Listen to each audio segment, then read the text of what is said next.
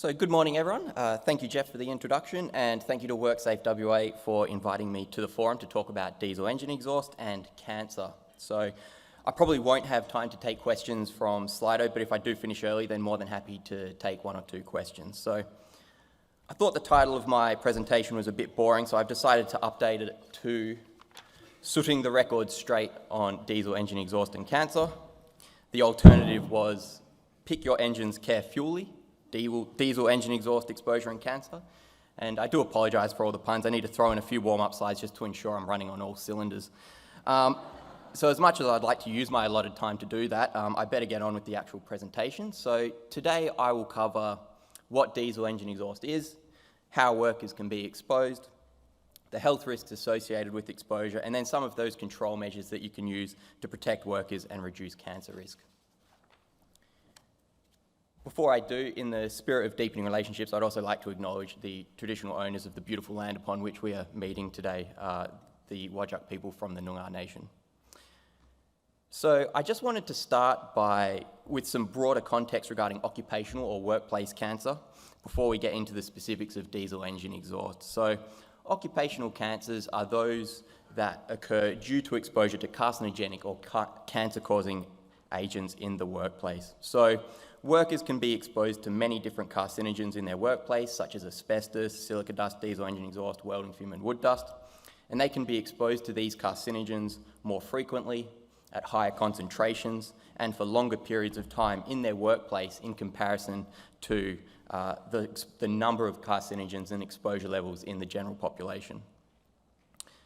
So an estimated 3.6 million workers, or about 40% of the Australian working population, are exposed to at least one carcinogen in their workplace every single year. And occupational exposures to carcinogens are estimated to cause over 5,000 new cases of cancer every single year. And this actually makes occupational cancers the biggest cause of workplace deaths in Australia. So that actually outnumbers the number of work-related deaths from traumatic injuries, falls from height, being hit by falling or moving objects, or vehicle collisions. So for instance, that accounted for 169 fatalities in 2021 nationally. And it's a massive concern because occupational exposures are encountered involuntarily, and the resulting cancers are mostly preventable if appropriate action is taken. So based on that, we run a national occupational and environmental cancer prevention project called No Workplace Cancer. And through this project, we aim to, one, reduce the incidence of cancer attributable to carcinogens in the workplace and the broader environment, and then secondly, to communicate the importance of reducing exposure through known control measures. We mainly do this through policy and advocacy, so advocating for and promoting awareness of evidence-based policy reform, developing relevant resources that provide information on key workplace cancer risks, effective control measures and legal obligations, and also through promotion, so promoting policy-focused messages and resources via social, print, and online media platforms. And one of the priority carcinogens, or priority occupational carcinogens of the project, is diesel engine exhaust. So a diesel engine, also known as a compression ignition engine, is an internal combustion engine that essentially operates by compressing the air within the cylinder to a temperature and pressure sufficient to ignite that diesel fuel. And that's without the need for a spark plug, which is used in things like petrol engines.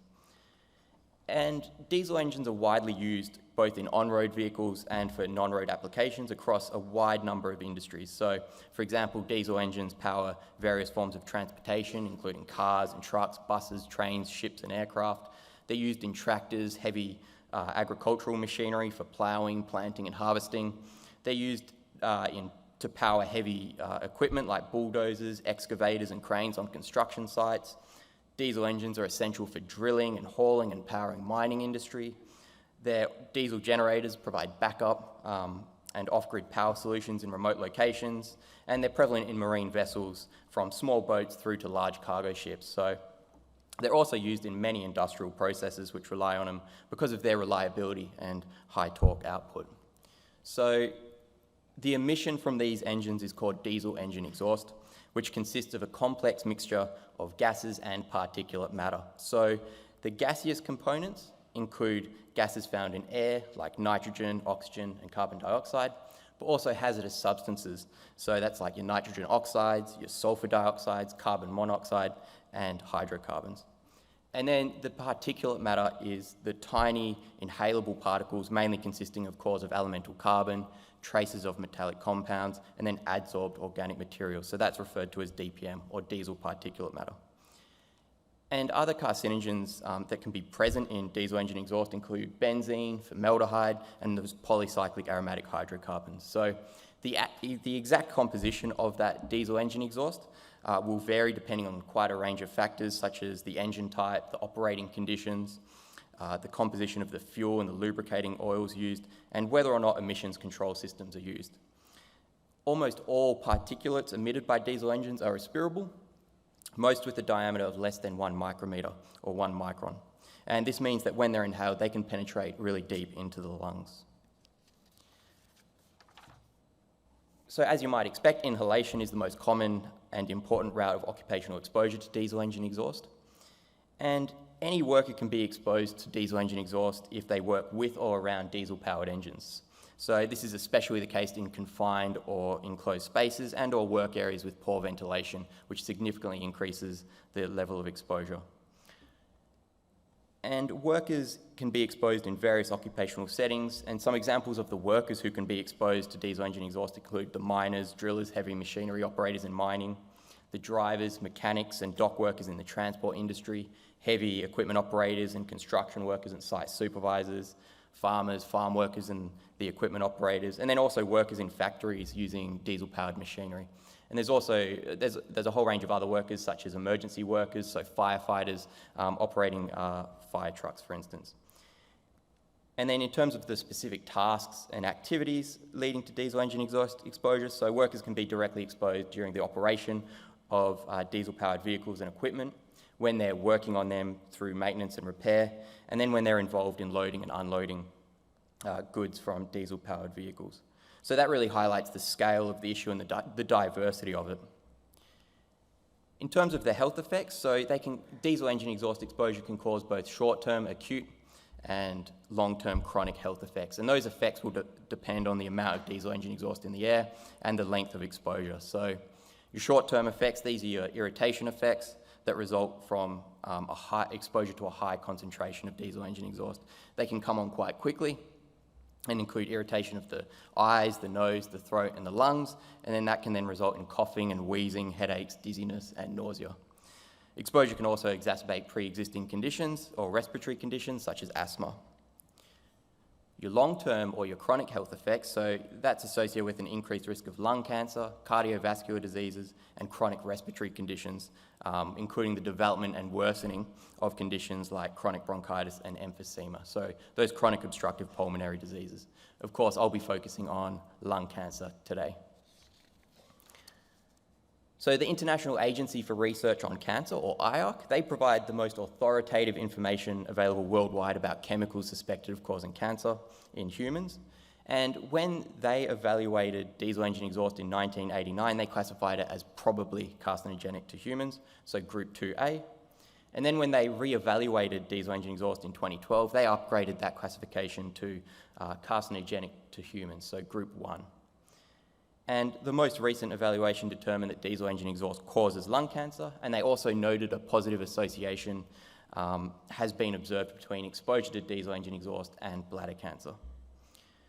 The most informative studies on diesel engine exhaust exposure and lung cancer were based on occupational cohorts of miners, railroad workers, and workers in the transport industry with better characterized exposure relative to those earlier studies used in the 1989 evaluation. So there was a real improvement in the strength and quality of evidence. In addition, so diesel engine exhaust may contain other known carcinogenic substances, so other group 1 carcinogens such as those polycyclic aromatic hydrocarbons that can adhere to the surface of the diesel particulate matter, and also benzene. So your cancer risk from diesel engine exhaust is directly related to the amount of exposure. So not all workers will develop cancer. Cancer risk increases with long-term or repeated high-level exposure.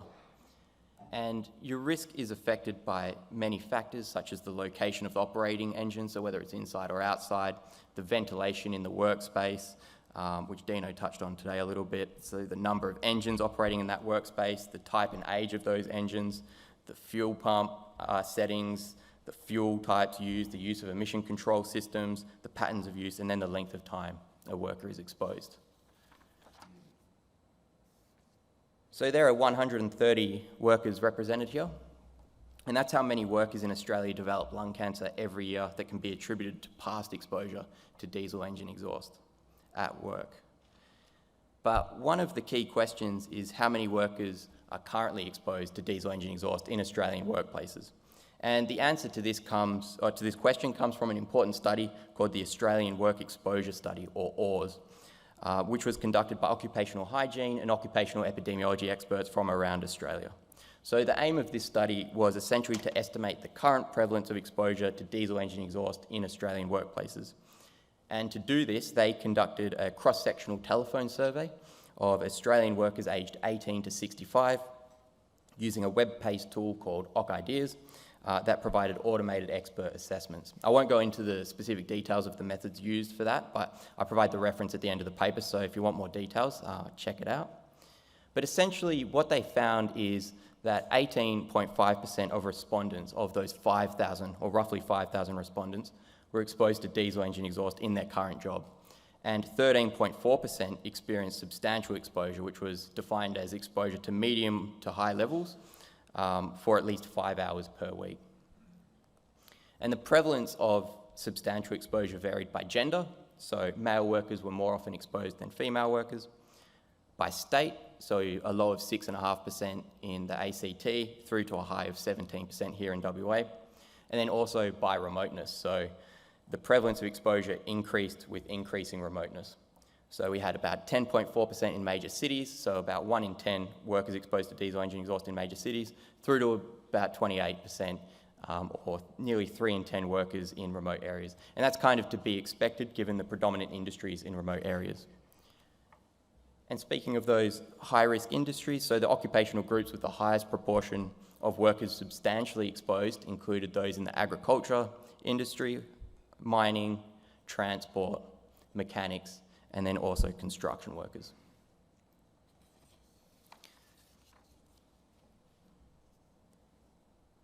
So when the researchers extrapolated their survey findings to the Australian working population in 2011, they found that 13.8% of workers were estimated to be substantially exposed to diesel engine exhaust in the workplace. That proportion slightly differs from the proportion in their sample due to the distribution of jobs in the overall workforce. But essentially that came out to 21.7% of Australian male workers, so 1 in 5 male workers, and 5% of female workers, so 1 in 20, were exposed to diesel engine exhaust in 2011. And in absolute numbers, that comes out to 1.2 million Australians. That's made up of 1 million males and 200,000 female workers. So this actually makes diesel engine exhaust the second most common carcinogen workers are exposed to in Australian workplaces, and that's only behind solar ultraviolet radiation. For the purposes of this forum, I guess you could reframe that and say that makes diesel engine exhaust the most common lung carcinogen which workers are exposed to in Australia. So essentially this study was really important because the estimates of the number of people who are exposed to diesel engine exhaust at work are then useful for estimating the future burden of cancer resulting from diesel engine exhaust exposure, and that is then in turn useful for policy planning and prioritisation of potential interventions and control measures to reduce exposure. So following on from this, how many people who are currently exposed will go on to develop lung cancer into the future? And this was the question that the researchers aimed to answer in a subsequent study where they estimated the future burden of occupational cancer in Australia among those who are occupationally exposed to carcinogens in 2012. And to do this, they used what's called the future excess fraction method. Again, I won't go into the nitty-gritty details of that, but the reference is at the end of this presentation. But essentially, the method estimates the excess number of exposure-related cancers. So essentially, for our case, it's the excess number of diesel engine exhaust-related cancers occurring over a number of years into the future among the proportion of the population who are exposed in a given year. So in this instance, those who were exposed to diesel engine exhaust in 2012. And here's the table taken from their paper summarising the number of cancer registrations attributable to the different occupational exposures in the group of working age Australians in 2012. So across the top are the different cancer sites.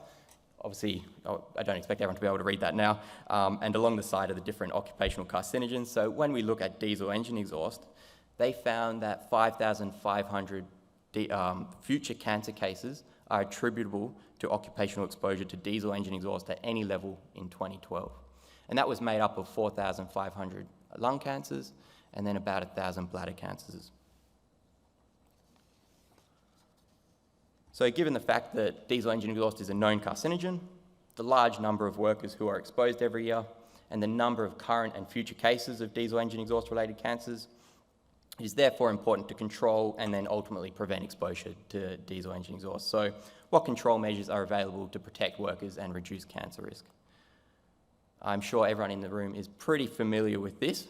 So if the carcinogen is present, then you can never have zero risk, but you can take steps to make it as close to zero as possible. And of course, the best way to eliminate or reduce exposure is by following the risk management process and using the hierarchy of control pictured here. So just as a quick refresher, at the top are the controls that provide the highest level of protection and are the most reliable. Conversely, at the bottom are the control measures that provide the lowest level of protection and are the least reliable. So if suitable control measures are not in place, anyone working with or around diesel-powered engines could be at an increased risk of developing cancer and other diseases. So essentially the aim is to control exposure to a level as low as reasonably practicable with the ultimate goal of eliminating exposure. Of course, I mentioned before, there's quite a diverse range of exposure settings. So of course you should choose the control measures that best suit your workplace. As diesel engine exhaust is encountered in a wide range of occupations and industries, the appropriate control strategies will vary depending on a range of factors such as the circumstances of exposure, the practicality of implementing those controls, current work practices, and then also the cost and benefit considerations.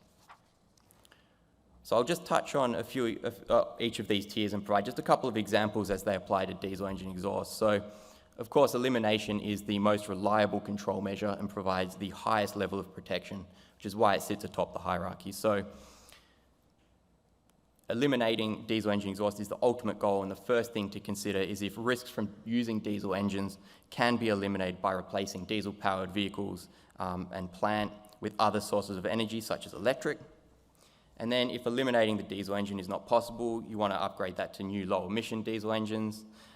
You want to also look to substitute diesel fuel with ultra-low sulfur and other low-emission diesel fuels, fuel additives and low-sulfur lubricants where possible.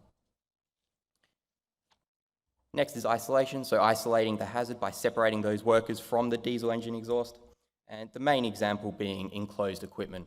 So you want to design and maintain sealed, air-conditioned cabins where possible, positive pressure, high efficiency air, particulate air filtered air supply. You want them to be leak tested.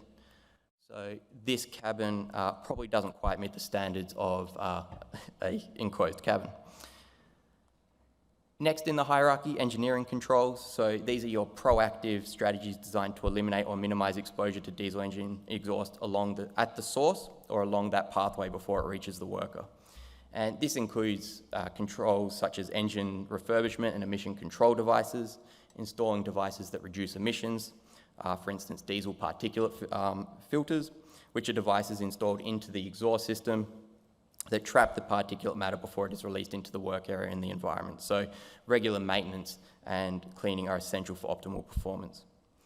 And then also ventilation, so diesel exhaust in enclosed areas, including where engines are idling or where maintenance is taking place, can be reduced using local exhaust ventilation or mechanical ventilation.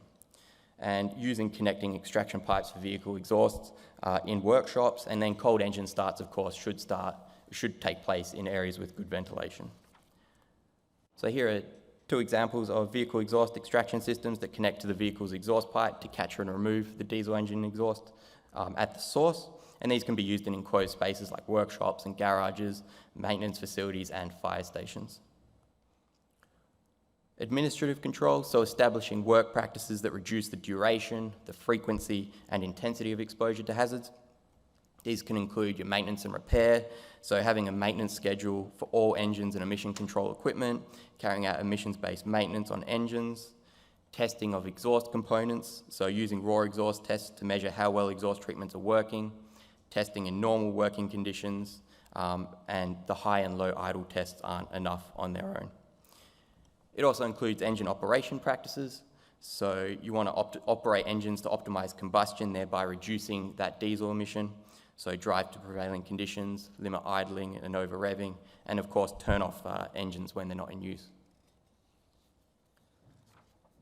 And a couple of others include training and awareness programs. So you want to provide appropriate education and training for workers on the health hazards associated with exposure to diesel engine exhaust and on the policies and procedures used to manage them.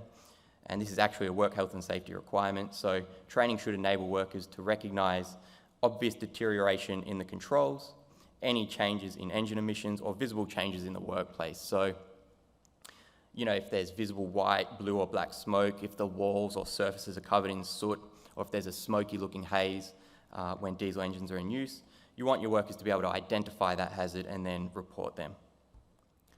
And then lastly, for administrative controls, there's also things like your work scheduling and task rotation. So you want to reduce the number of workers directly exposed and their period of exposure through worker scheduling, task rotation, so sharing job activities, scheduling work to minimise the number of workers near the plant whilst it's operating, and then limitations on the number of vehicles operating in a specific area. So that's particularly the case in enclosed areas, such as in underground mining. And then personal protective equipment. So as diesel engine exhaust is best controlled at the source or by other means, respiratory protective equipment should be used as the last resort for controlling exposure and should not be relied upon alone to control the hazards. So they may not be appropriate in many cases, they may be appropriate in some. However, advice should be sought from a competent person, such as occupational hygienists, if you're unsure, and the specific types of respirators must be used to prevent or reduce diesel engine exhaust exposure. I'm not going to go into the details of recommending respirators. I'd suggest putting that in Slido and directing it to one of the occupational hygienists sitting on the panel later on. But essentially you want to wear air supplied or air purifying respiratory protection that filters particulates. And of course you want workers to be trained and fit tested to use the respirator, and they also need to be properly stored, inspected, cleaned and maintained.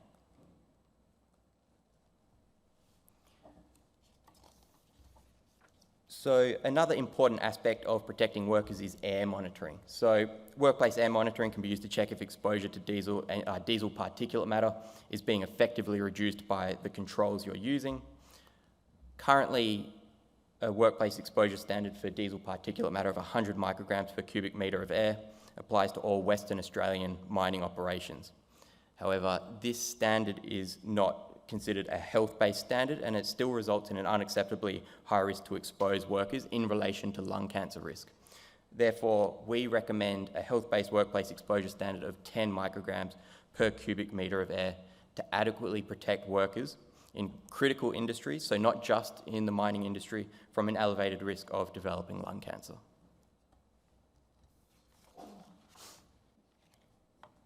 And then just a bit of a shameless plug here. So it's Safe Work Month and we are launching a national diesel engine exhaust awareness campaign. And essentially that aims to increase awareness of the health risks associated with diesel engine exhaust exposure in Australian workplaces, and then the importance of using appropriate control measures. There's a few different key components here. We're developing an animated explainer video, talks about what diesel engine exhaust is, the health risks and the control measures. We have paid and organic social media posts, so we'll be targeting, we're using the Meta platform, so Instagram, Facebook will be targeting workers at high risk, and then we're also using LinkedIn to target OH&S professionals. So if we've done our algorithm right, hopefully you'll be seeing this pop up on your LinkedIn pages in the next couple of weeks. And we'll be doing a free webinar with Professor Tim Driscoll from the University of Sydney. He's an occupational epidemiologist, and he actually chairs the our Cancer Council's National Occupational and Environmental Cancer Committee. And that'll be taking place on Monday, 16th of October at 11 a.m. And we will be launching a campaign landing page, which will house the animated explainer video. There'll be a registration form for the webinar. It's free, and if it's after Monday the 16th, we'll then be uploading the recorded version of it if you want to check it out or provide that to your workers. And of course, this particular campaign has been supported with funding from the Australian Institute of Occupational Hygienists Foundation, which we're very grateful for. So in conclusion, diesel engine exhaust is a known cause of lung cancer. Those working in close proximity to operating diesel equipment are potentially exposed. Operating diesel equipment in confined areas and a lack of workplace ventilation can significantly increase level of exposure. And you want to reduce your risk of cancer by lowering exposure, using good work health and safety processes, and applying the hierarchy of control. So thank you very much for listening. I hope you found some part of it useful. Thanks again to WorkSafe WA for inviting me here to present on this important topic.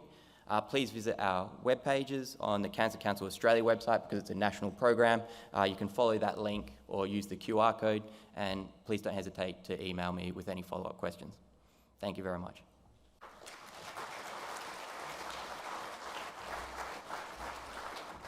No, you don't get away quite that easily because we've still got a couple of moments, and I'm well aware that there are lots of questions, and there will also be some opportunities for our panel discussion. Can I just ask you on behalf of our audience, on the subject of diesel particulate matter, what DPM count do you deem to qualify as substantial exposure? It's a good question. I'd have to look at the paper and look at how they quantified that. Okay. Yeah. Are you concerned about exposure to DPF, diesel particulate filters, i.e. filter burns? What would you recommend?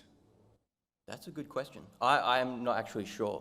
Perhaps one of the hygienists would be able to provide an answer to that at the panel discussion. I've seen some hygienists. Yeah. I don't know that they're hygienists. I'm looking at them. I'm going, I think you are hygienists. Yeah. and they're looking slightly concerned. Okay.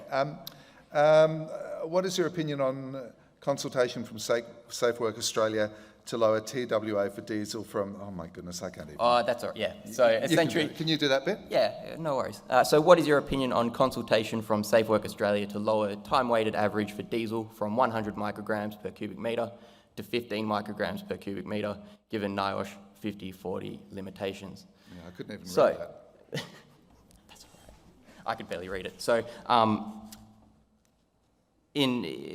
essentially we made a submission to that consultation, and like I said in the slide, we certainly support, one, the implementation of a workplace exposure standard nationally, so across all jurisdictions. We want it across all relevant industries, and we want a health-based standard, so the lower the better from our perspective for reducing cancer burden. So although the 15 micrograms was good, we go for 10 micrograms per cubic metre, and we hope if there is limitations in the analytics of that, it's one of those ones where the technology catches up if they're forced to. So, yeah. Thank you, Dr. Matt, who'll be joining us a little bit later for our panel discussion. Round of applause, ladies and gentlemen. Thank you very much.